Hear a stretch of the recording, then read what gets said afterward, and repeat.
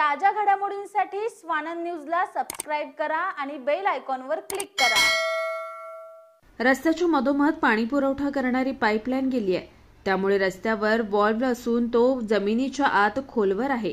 या वॉलला झाकण्यासाठी लोखंडी झाकण आहे, परंतु येथील झाकण अनेक महिन्यांपासून बसवण्यात न आल्यानं या ठिकाणी कधीही अपघात होऊन जीव गमवावा लागण्याची भीती व्यक्त केली जाते।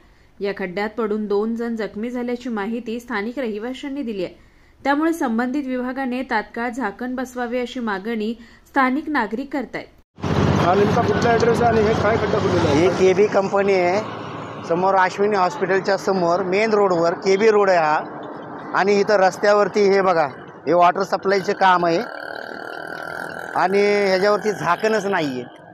आज 8 दिवस झाले इथं आम्ही दगडे असे लावून ठेवलेले आहेत की कुणी पडावं नाही, काय नाही। लहान मुलं शाळेच्या गाड्या ट्रिपा वगैरे होतात। सकाळी 2 माणसं पडले, इथं कुणीही लक्ष देत नाही आहे, काय नाही। आणि आपण कंप्लेंट द्यायची तर कोणाच्या नावाने द्यायची? कोण आहे ते?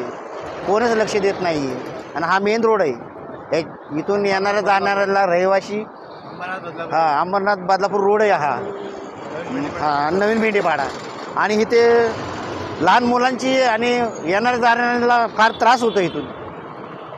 आता हाय आम्ही जोपर्यंत इथं उभे आहे तोपर्यंत आमचं लक्ष असणार, आमच्यानंतर कोण इकडे लक्ष देणार? काय मागणी प्रशासनाकडून?